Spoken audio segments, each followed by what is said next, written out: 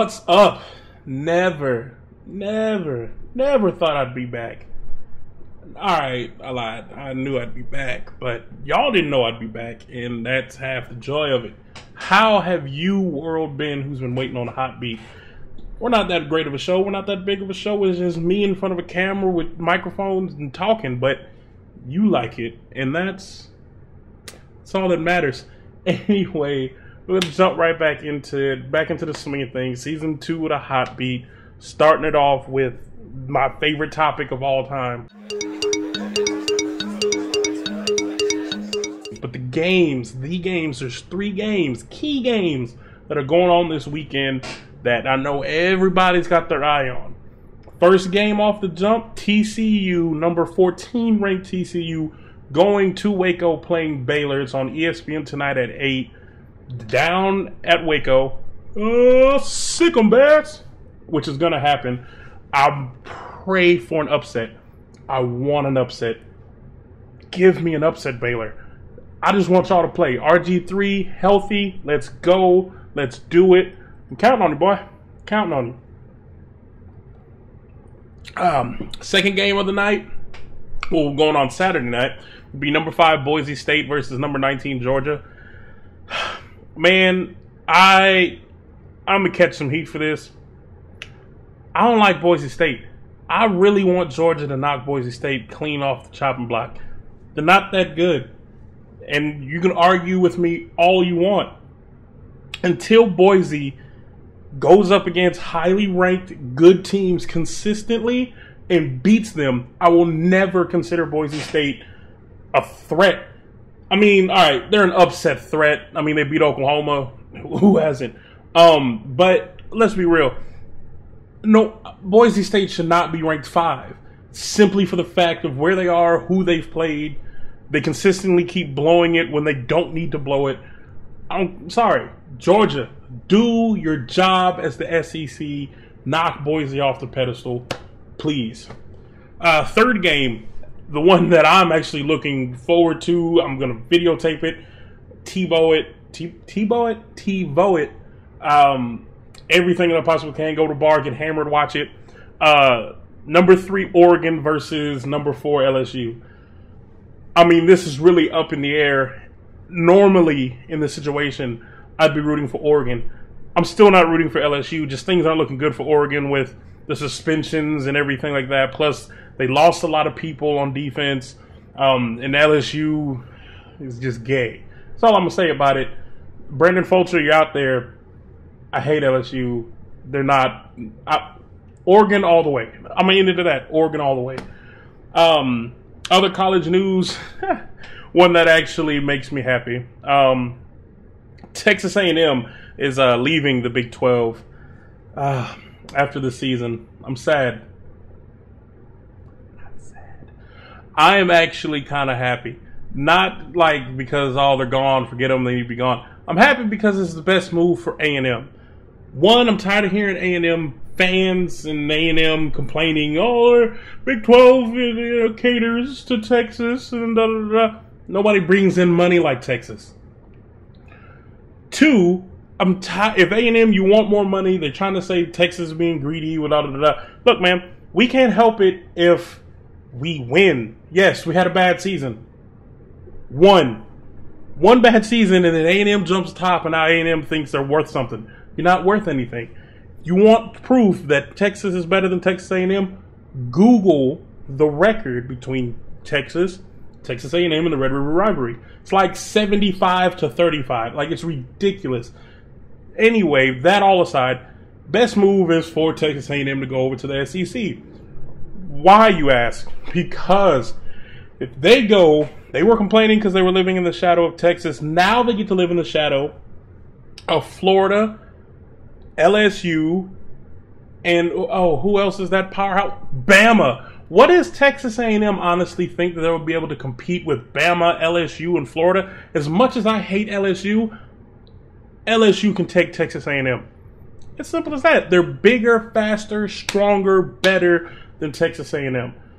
Now, stating this, over due time, if they can start pulling recruits from other states that are like to go to the SEC and live in Texas, and they go there and they get a higher caliber player, cool, whatever. Either way it goes, I don't see Texas A&M being a perennial powerhouse in the SEC. I hear their names being mentioned. They'll probably come in right at the level of like South Carolina or Arkansas. Good teams, not great teams, will still be in the shadow and will still suck. And we will still say they suck. Why? Because I'm a Longhorn and I'm supposed to. Next thing, people ask the question, what's going to happen to the Big 12 if A&M leaves? It's done. As much as I would love for the Big 12 to stay together, it's not likely. What will probably happen is Oklahoma will probably try to jump ship, go to the Pac-12. Oklahoma State, if they're lucky, can squeeze in. Texas Tech will probably go also to the Pac-12, which will then leave Texas the choice of either A, going to the Pac-12 with those two, or what I think is a good idea, independent. Texas got their own network now. They signed this $300 million contract with ESPN for the Longhorn Network for like the next 20 years or 12 years, something like that, some ridiculous amount of years. But it's the best fit for Texas. They got their money coming in. They don't need a backing of a conference. Go independent. We can still keep the Red River rivalry. You can still keep the Lone Star Shootout. You can play anybody else you want to play. You can schedule these powerhouse teams. We can even start playing teams from the SEC. Independent is the best thing for Texas.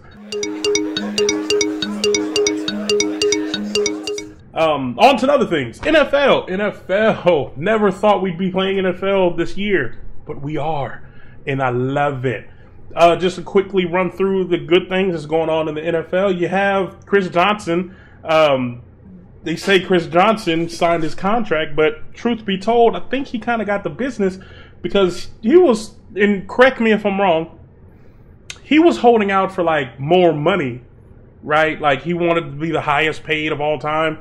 And I remember somewhere that Titans were willing to pay him and make him the highest paid running back of all time, but he turned it down because he wanted to be the highest paid of all time. Somebody tell me, I don't think he's the highest paid running back anymore. In fact, I think he just got a decent deal. So in my opinion, Chris Johnson 0, Titans 1.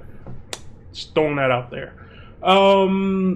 This is new. Lance Briggs wants out of Chicago Bears. He don't want to be a Bear anymore. He doesn't want to play for the Bears. He wants out. Kind of weird, but I mean, hey, he's likely to do what he wants. Perfect timing to wait till a week before the season starts, and now all of a sudden you want out. It's your business, your money. You do what you got to do. Carson Palmer's an idiot. Just thought I'd state that out there because I don't know if any of y'all actually remember Carson Palmer stating that, if he doesn't get traded, he's going to retire. He hasn't retired yet. He's just sitting at home waiting like the Bengals are going to change their mind. He has like a week left to report or he doesn't get paid. And rumor has it he might show up just so he can get paid, but then he really will look like a douchebag. And it's whatever. Carson Palmer is a great quarterback, don't get me wrong. I just don't think he's worth being traded for. And he is, but at the same time, anybody who knows me knows I am pro team. It's a business. You don't walk into your job and tell your job, I demand a raise, or I'm not showing up to work unless you do it. I know he's not asking for a raise, he's asking to be traded, but that's the only thing I can relate to it. Anyway, you don't do that to a business. And this is why I'm all for the Bengals not trading him and calling his bluff. Let's see if he's really not going to show up. So far, he hasn't showed up. Will they hurt for it? Maybe, but Andy Dalton is going to get a great experience and eventually become the guy that they want. I love the call. Personally, Carson, you can sit on your ass the whole season. I don't really care. You got called out. You were trying to one-up a team. The team went up to you. Bravo to the Bengals. Sadly enough, this means the Bengals, you suck again. But it's a lose-lose situation and a win for the Bengals in a way. I don't know. Anyway, moving on. Final NFL statement, and I want y'all to remember this when it happens. Remember, you heard it first. right here. Jets, Saints, Super Bowl. I know you're thinking this guy is less of a man, more of a prophet. I know. I amaze myself sometimes. Just realize this is what's going to happen. Live with it. Just let it happen. Jets, Saints, Super Bowl.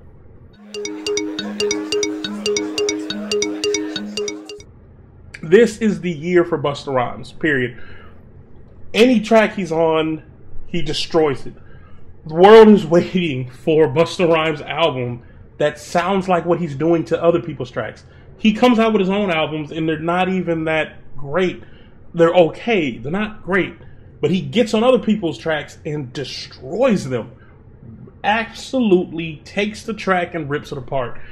He's the closer for every album, any CD, because he's great. There's nobody on his level right now. Nobody on his level. Period. Just to go through a quick run through of what I'm jamming to. Some of these you might have heard of. Some of these you might not. Some of these might surprise you that I'm actually listening to them. Get over yourself. A couple albums I'm listening to. I'm listening to the new Big Sean album. If you haven't got it, you can check it out. And you know what? I'm not even gonna lie to you. I'm not gonna condone, you downloading illegal stuff. That's wrong. It's illegal. Why are you paying for CDs? You can get music for free, people. If you need to know and you want to know where you can get them, holler at me. I'm not gonna post it up on here. That's dumb. But holler at your boy. Anyway, Big Sean. Listening to his new album, Bad Meets Evil with Eminem and Royce. That's an awesome album. If you haven't heard it yet, it's kind of old. You might want to pick it up. This is the one that'll surprise people. I've been listening to the Beatles lately. Circus Olay remixed it in 5.1. It's called the Beatles Love Album. If you haven't heard it, check it out. It's nice. It's a different type of music. You might like it, you might not. I love all types of music. This is why I appreciate it. Chris Brown's mixtape, Boy in Detention. I'm feeling it. Diggy Simmons mixtape, Airborne. It's not bad. Flux Pavilion dubstep. My boy Jeremy Williams hit me to it. I've been fell in love since I heard him. Bass Cannon, that's my joint. Watch the Throne, Jay-Z and Kanye West. Y'all know that was live. I know y'all are still jamming it. If you're not jamming it, what's wrong with you? Please fix yourself. Fugees. I'm always listening to the Fugees. All the time. Always till I die. Fugees. And last, of course, the Carter 4 interlude, not the whole album. I like parts of it. I like the back half better than the first half. But from the song that he did with Drake, She Will, to How to Hate with T-Pain, the interlude, the track he did with John Legend, beast, killer, jam those 4, 5, however many words, every day. That is my joint. If you haven't heard them, listen to them. Oh, and the outro, because Busta Rhymes is on it, and he's destroying that track also. Peep it out, check it. If you need a copy, holler at me. I'll tell you how to get it. Carter 4 killed it. This has been Hot Beat, season opener, 1T, episode 1. It's a wrap. Thank y'all for listening. One love, much love. I'm out.